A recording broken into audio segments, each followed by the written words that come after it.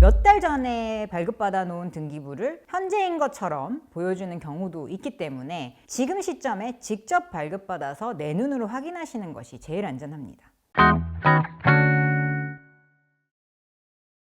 안녕하세요. 부동산 전문 변호사 쪼변입니다. 부동산 거래를 할 때 기본적으로 살펴봐야 하는 것이 등기부 등본인데요. 정식 명칭은 등기사항 증명서지만 통상 등기부 등본이라고 많이 부릅니다. 등기부 등본에 대해서 잘 알지 못하거나 제대로 살펴보지 않아서 손해를 보고 분쟁에 휘말리는 경우가 많습니다. 그래서 오늘은 등기부 잘못 봐서 낭패 본 사례들과 등기부 등본 어떻게 보면 되는지까지 전부 말씀을 드릴 거예요. 오늘 영상 끝까지 보시면 등기부 등본의 모든 것을 알게 되실 겁니다. 먼저 이 등기부 등본 잘못 보면 어떤 일이 생기는지 큰 돈을 잃게 된 사연부터 말씀을 드리겠습니다. 30대 초반 직장인 권모 씨라는 분이 계셨는데요. 아파트에 전세 1억 원에 살고 있었는데 갑자기 경매가 진행되면서 보증금을 돌려받기 어렵게 됐습니다. 권모 씨가 전세 계약을 하기 전에 이미 해당 아파트에 선순위로 근저당권 2억 1,600만 원이 걸려 있었는데요. 현재 그 아파트의 시가가 2억 5천만 원이기 때문입니다.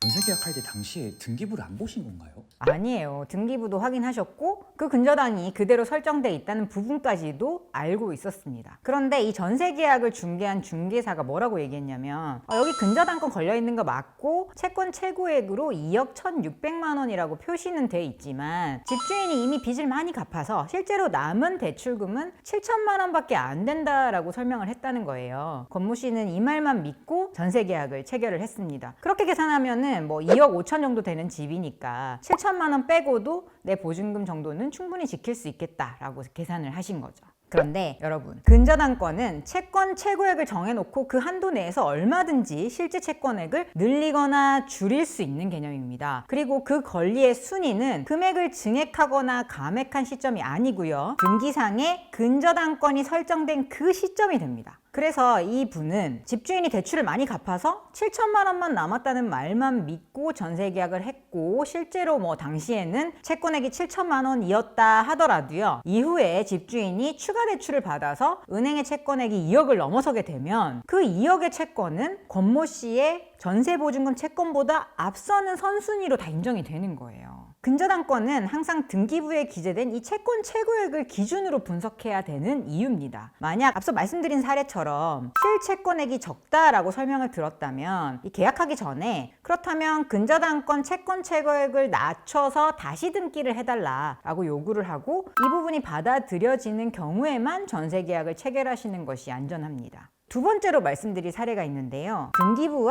계약서에 이 집 호실이 다르게 기재된 사건이었습니다. 한 임차인이 다세대 주택 303호를 보증금 9,500만 원에 2년간 임차를 했어요. 중개사는 현관문에 표시된 303호라고 계약서를 작성해서 중개를 했지만 실제 부동산 등기부에는 302호로 돼 있던 겁니다. 상상도 못한 어처구니없는 일이 발생한 것 같은데 그러면 이제 어떻게 되는 건가요? 계약 당시 현관문에 303호로 표시돼 있었고 뭐 계약서에도 그렇게 돼 있기 때문에 임차인분은 당연히 아무런 의심 없이 계약서 작성 후에 303호에 대해서 확정일자도 받고 전입신고도 했어요. 그런데 실제 건축물 대장이나 등기부 같은 공부에는 302호로 기재된 곳이었습니다. 이후에 등기부상 303호 옆집이었죠. 이곳이 공매에 넘겨지게 됐는데요. 임차인은 그 공매 절차에서는 실제 임차인이 아니다라는 이유로 배당을 못 받았고요. 등기부상 302호인 자기 집은 이미 선순위로 65억 원이나 되는 근저당이 설정된 상태여서 경매에 넘기더라도 보증금을 한 푼도 회수하기 어려운 상태였던 겁니다. 결국 임차인은 집주인으로부터는 돈을 한 푼도 못 돌려받게 됐고요. 공인중개사 측에게 소송을 걸어서 40%만큼 손해배상을 받는 것으로 마무리되기는 했는데요. 이처럼 부동산 거래에 있어서 등기부는 너무너무 중요합니다. 제가 강조드리고 싶은 부분은 등기부를 직접 발급받아 보시는 부분입니다. 보통 부동산 거래할 때 중개사 사무실에서 그냥 발급받아 주시는 걸 그냥 보기만 하시는데요. 그러지 마시고 일반인 누구나 정확한 주소지만 알면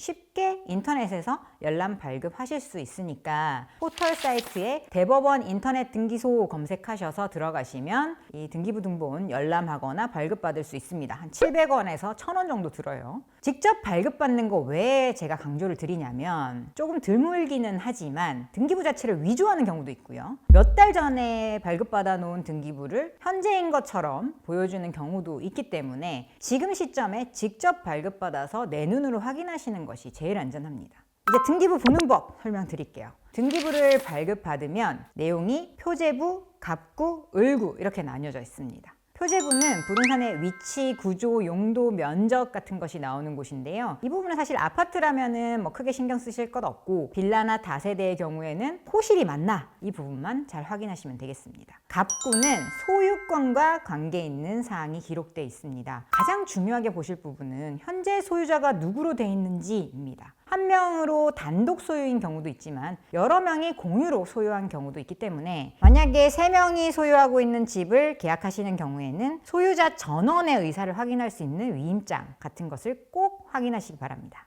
갑구에는 가등기, 가처분, 예고등기, 가압류, 압류, 경매 같은 등기도 이루어질 수 있는데요. 이때는 소유권에 대한 분쟁이 있을 수 있다는 표시이기 때문에 그대로 섣불리 판단하지 마시고 반드시 이걸 가지고 전문가의 자문을 받아 보셔야 됩니다. 실무상 가장 분쟁이 많이 발생하고 특히 전세 계약하실 때 꼭 살펴보셔야 하는 부분이 바로 을구입니다. 을구에는 소유권 말고 다른 권리들이 기록되어 있습니다. 저당권, 전세권, 지역권, 지상권 같은 권리가 표시되는데요. 을구와 관련돼서 가장 흔한 케이스가 전세계약 체결 시 근저당이 있는 경우입니다. 근저당이 설정돼 있다면 부동산 경매가 이루어지면 낙찰이 어느 정도 될 것이다. 금액 따져보시고요. 그렇다면 그 금액에서 해당 선순위 근저당 채권액이 먼저 빠지고 나서도 내 보증금을 회수할 수 있을까를 꼭 계산해 보셔야 됩니다.